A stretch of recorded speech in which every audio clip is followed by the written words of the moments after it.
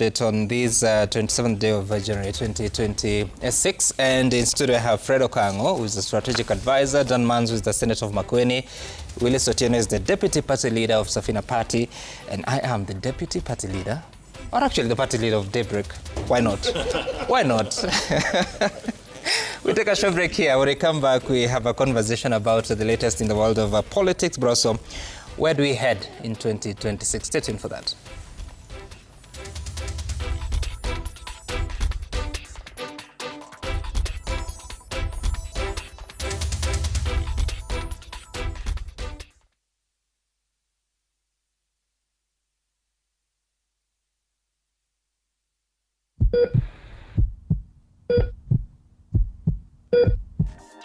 Afya ni kigezo muhimu katika maisha. Usafi, mazoezi kawaida. Afya bora ikichangia maisha bora kwa kiwango kikubwa. Na kwa kuwa afya ni muhimu kwako na wewe ni muhimu kwetu, sasa tumejipanga kuangazia masuala mbalimbali yanayofungamana na afya yako. Mtu akiwa na kilo mingi inaweza kuletea magonjwa mengi. Pia tutajibu maswali yako moja kwa moja, huku tukizungumzia dhana zinazohusishwa na maradhi mbalimbali.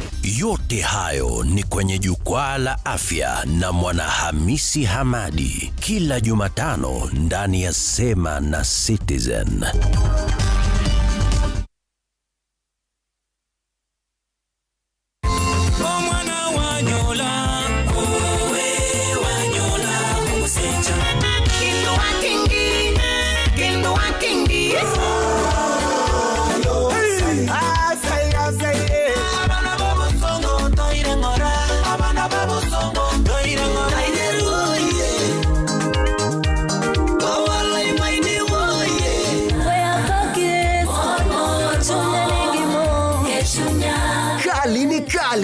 Monday hadi Friday saa 11 jioni ndani ya Citizen TV.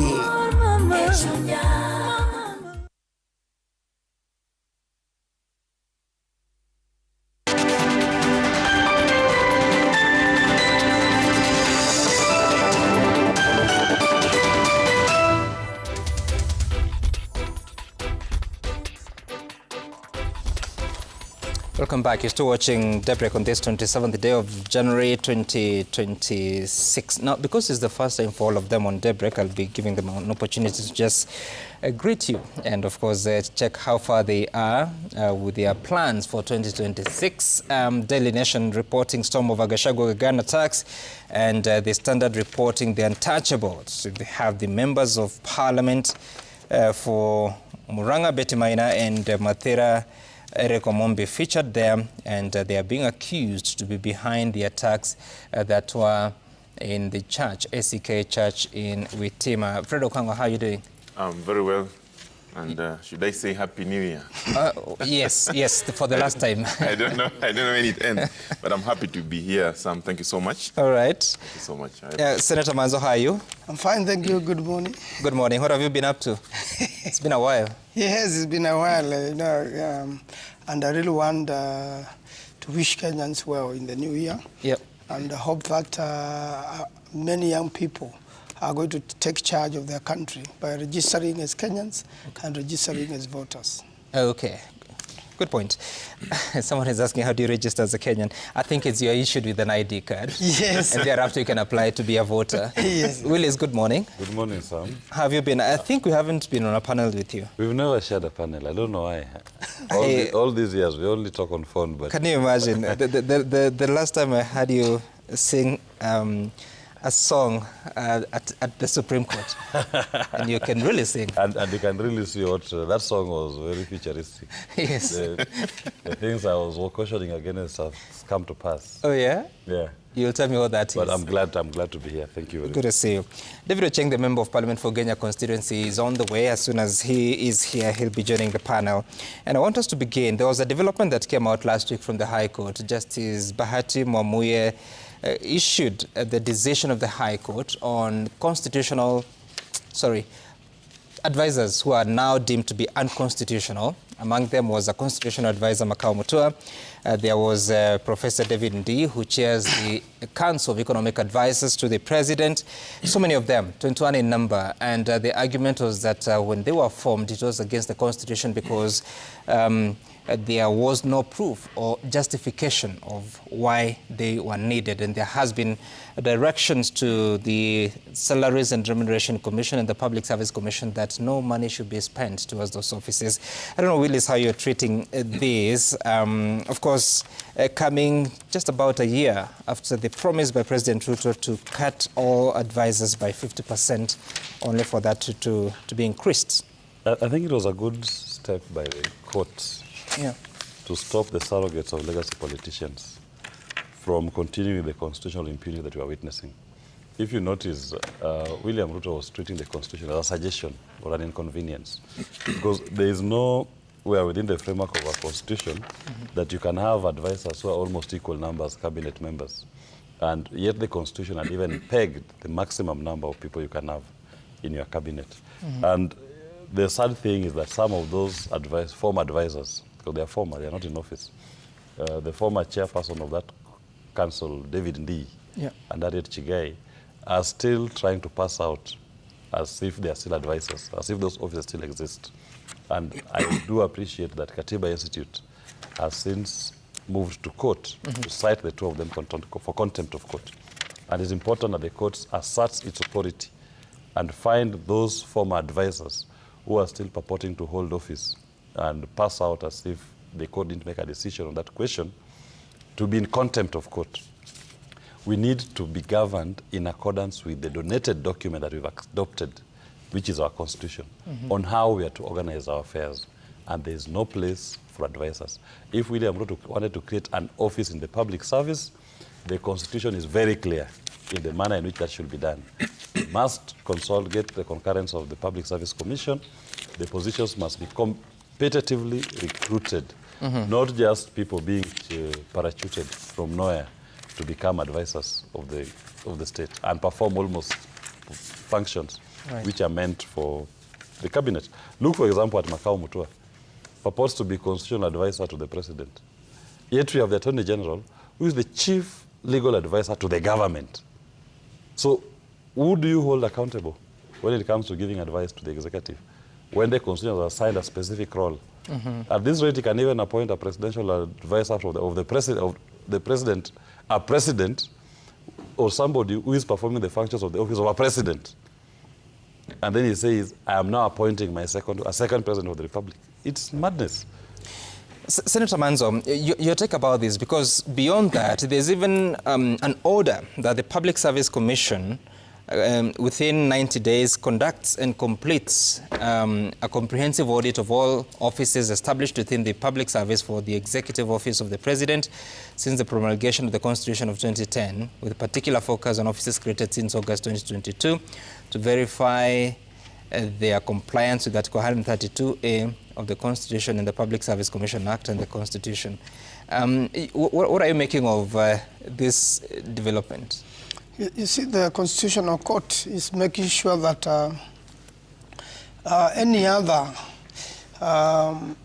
employee of the government, like any other ghost worker or somebody who is not invited by law or has not been employed within the Constitution, should also be comped and their numbers brought forward such that the same court order applies to all this, not just the presidential advisors, but any other person hired without following the Constitution and without the due process, then should also be brought to book. And more important, I think, the monies which has been paid illegally to these advisors should also be returned to public coffers.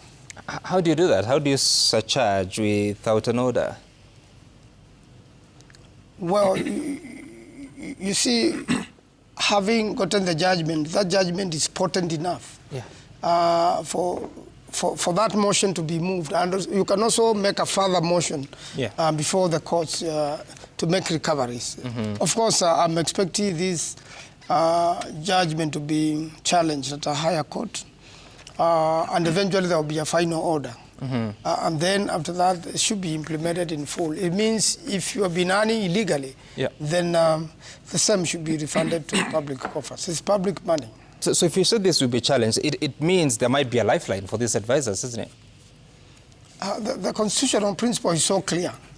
But it is never over till it is over. The moment you have a matter like this, which has come from the Constitutional Court with one judge, obviously there is likelihood to go to the Court of Appeal and to go to Supreme Court because it's a constitutional matter. But I don't see the constitutional principle changing. It's on I'm sure the other courts will affirm themselves to what the High Court has already stated. Okay. Now, Fred, this is consequential because, for instance, Makamoto as a constitutional advisor has also been appointed to lead a compensation panel. I think it was renamed, I may miss out the name. And in that team, you are also assisting in a technical capacity. Sure. I don't know the cascading effect this has on some of the work that other people within the government are doing. Sure, of course it has a cascading effect, but I think the most important thing is the government's demonstration on commitment to a due process by probably seeking a critical constitutional clarity in a superior court. And I'm sure that maybe in the due course, the AG would be appealing that ruling in the Court of Appeal. But in my view, I think in a complex economy like the one of Kenya, it is important that probably we look at how can the president or the executive have a specialized and agile advisory team that can help him deliver the development agenda. But be that as it may, the High Court has made a judgment on that. And I hope that the decision, the Attorney General will take action by appealing that decision. And the most important thing to me, Sam, is how is the role enhancing the development agenda towards the people? So if the courts find it fit based on what is before them, then a judgment will be made. But as Manzo has said, these are issues that can proceed all the way to Supreme Court. So we wait and see. But for now, I think the judgment is out there. There's an order. And the government will respect those court orders. They will do that. So how does compliance look like at the moment? In terms of... because the judgment is out, there's no known appeal, there's no stay order. For the advisors? Yeah. I'm not very sure if the Attorney General has taken action, but I believe that will be happening. Before we know whether he has taken on, or she has taken or not. Yeah, sure. The judgment is out. Yes, it is. How should compliance look like? The compliance should be as the court order, the High Court order, because this government also respects... So they leave office, the handover? I don't think so. I think because already there's an order against them that they should not be in office, and there's an order to audit these offices from 2022 all the way, that should be in effect. So for now, I don't think there's not anything much happening based on that order. Okay. But as I said, I believe that there will be an official action by the Attorney General to appeal that decision. Most likely, it has been filed, maybe. But as I was saying, on the issue of compensation, because it has an effect, I think today at 2:30, there'll be a mention in Kerugoya High Court on the issue of compliance as per the order from that court then. Okay. And we wait to see that. So all these things have an effect. The most important thing is, how do they even affect the general public? How do they even affect the people out there in terms of advisory and service delivery to the people by the government of the day? You raise important points. We'll get to that. But Mheshimiwa David Ochieng, karibu sana. Asante. Good morning. Happy New Year. It's been a very long time. I hope you're well. We are talking about that matter of the advisors that were deemed to be unconstitutional by the High Court, and there was an order that to file a progress report with this court within 120 days of the date of this judgment. And of course, I understand that yesterday Katiba Institute moved to court complaining that David D. and Harry Chigai continue to act as advisors. They want them held in contempt. What are your thoughts, Mheshimiwa? Thank you so much, Sam, and good morning to all of you this morning. You know, the genius of about our Constitution, Sam, is that it's almost self-executing. There are things that we wrote in the Constitution that can't be assumed. And in terms of how government works, you know, the courts interpret the law and the executive implements them. And so regardless of how someone feels in terms of rightness or wrongness, as it were, the courts have spoken. I know, for example, that these positions of advisors may be sometimes extremely necessary, but the courts have said that the manner in which you've gone creating them is not legal. And so from where I sit, I would advise, one, those who are concerned should by now have publicly indicated that they have left their offices in compliance with the law. Number two, I would have imagined that the processes to regularize these positions start in earnest. Because like I've said, I believe that in some situations, these positions are extremely necessary. And this is not the first president to appoint advisors. And all presidents all over the world appoint advisors. The courts are saying, we have no issues with you appointing advisors. However, under our current constitution, if you're going to do that, then this is the legal framework to be followed. Show us the need for that position, go through a process, and above all, give a chance to all Kenyans to participate in that process of recruitment. Because, you know, Sam, you know, one of the main issues of the new constitution is not just public participation, but meritocracy. We want our best to do the jobs that are available in the public service. And so I think the courts are saying something that is very important. And I don't think anyone, whether in government or when you should quarrel with the principle that the court has espoused and asked us to follow through. I have an issue especially with a very good friend of mine and my namesake, David D. You can't have a court saying something today and tomorrow, and he's not done this for the first time. He keeps dismissing the courts and dismissing everyone else who has a different opinion. That's not the way you run a government. And especially if you're running, if the position you hold is that you earn a salary from the public coffers, you must just be accountable. He should be able to know. Unless he's going to advise the president, pro bono, if he is going to withdraw public salary, then in fact his statement alone for me should be reprimanded by the appointing authority. A judge can make a decision this afternoon, then tomorrow or this before the pen falls, you say, no one will respect that. It's not the way you run a government, whether your people's friends or your president's friend, no. It can't happen that way, in my opinion. Let's respect the law, all of us, and let's follow what the court's also saying. And what do you think? Is it a fair ask that they refund the money that has gone into the... No. You know, it's assumed that, and I hope, and all of us, I mean, apart from Fred, are lawyers, I would argue that in terms of what has happened, you know, it's assumed that what happened had happened in accordance with the law.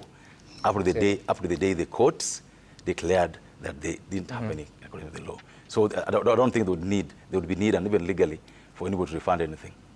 Okay, interesting. And Willis, Monica Juma also serves as the secretary to the National Security Council, which is a position that came after she had been named advisor national security. Would this decision affect her tenure at the National Security Council, or that's an independent appointment? I mean, to the extent that the composition of the National Security Council is in the law, there is no provision in the law that says an advisor should sit in that committee. Because in terms of our public service, how positions are created is very clear. Either it's created by statute, it is in the Constitution, or the office that requires to create additional officers must go to the Public Service Commission. So all these cadres, to the extent that you cannot find how they came into being, their officers are now defunct. They are former officers. But the Constitution in Article 244 says that it's actually 5. The council shall appoint its secretary. No, that's the point. But if she's sitting there as a secretary appointed by the council, it's different from sitting there as a national security advisor. Okay. That is the disconnect. And I think, sorry, what is it? No, it's okay. I mean, I would imagine that even in appointing the secretary, that would be from the membership, not from not outside. the president, yeah. It would be from the membership of the council. Yeah. You wouldn't appoint a private citizen to be secretary to the... Is that so? No, you wouldn't. I mean, it would just be out of the ordinary. So should be a foreigner? For example, how the American system works or the British. You wouldn't appoint a private individual, not in the public service. What binds them? Okay. Yeah, I wouldn't do... That's interesting because let's just get deeper into this. The council, the National Security Council, consists of the president, the deputy president, CS for Defense, CS Foreign Affairs, CS Internal Security, the Attorney General, Chief of Kenya Defense Forces, Director General NIS, and Inspector General National Police Service.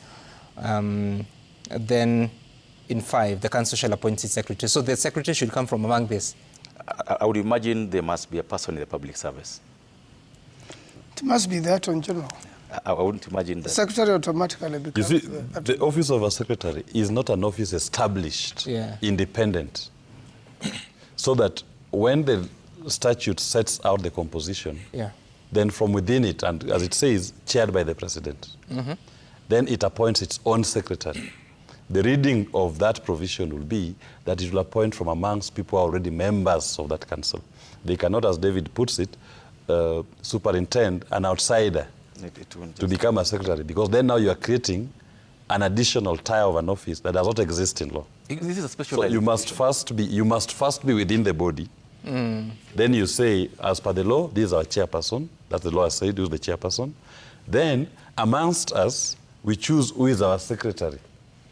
It is not for us to say we are going to bring an outsider, because what makes that outsider to become a member? Because first you become a member before you can become an office holder in the council.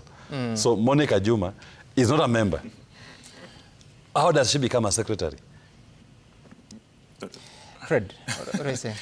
Sam, you have raised a very important issue, and I think those are the issues that what I would call critical constitutional clarities that an upper court would be interpreting. So I think it is important that the government of the day appeals that decision, and then let the upper court interpret and give advice on the same. So I don't see any issue.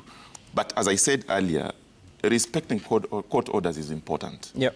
And I think... Not just important, actually mandatory. Mandatory. Exactly. I agree with you. It's mandatory, and that's why it is important. So if the government has respected those court orders, the only official action that is best now is to appeal that decision, because Ochieng here says that he believes... So you're appealing because it's difficult to comply? No. I am saying the appeal is not in defiance of the court order. It's to seek the critical constitutional clarity on some of those issues. You have just raised one. If there is an advisor who is sitting in that council today, how does it affect? The other one, you also said there are advisors that are also performing other functions that are very critical. So for us, we believe that it is mandatory to obey the court orders, but also we have an opportunity to appeal and also let a superior court interpret the same and give advice on the same. You know, the funny thing is that this presumption that the High Court is wrong and the Court of Appeal will make a different decision. No. I mean, the High Court has made a decision. The appeal is not that the High Court is wrong. The point is this, Fred. Yeah. You wanted a court order, and you have a court order. The court has interpreted for you the law. Yeah. At this point, what we should be saying, just apply, obey, comply with that order of the court. Because you may think that you're going on appeal, the presumption is the Court of Appeal automatically will come up with a different decision from the High Court. It's not. In fact, that same Court of Appeal may affirm the decision of the High Court and even enhance in terms of interpretation. So at this point, what we should be saying is full compliance. Full compliance. Then the issue that may emerge on appeal is now just secondary. Full compliance means, first of all, these advisors ceases to act and also ceases to receive remunerations. But I want to differ with my good friend David Ocheng. The moment the position is illegal and unconstitutional, it means whatever was earned out of that, position should never have happened. And in fact, it means also that person never worked.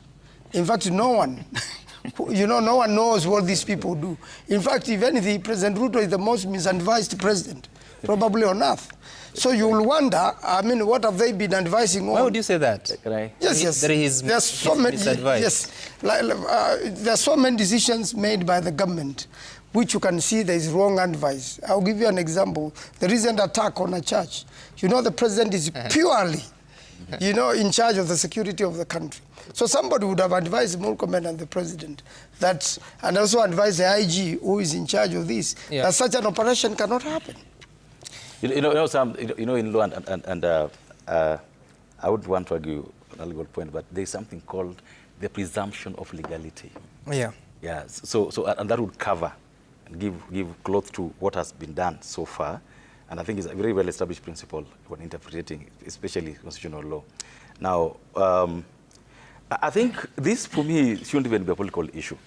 Once the courts make a judgment, we have no options. Right. Comply, even as you, because I hear Okango really insist on appealing. I don't know what he thinks the government should appeal, but you comply first.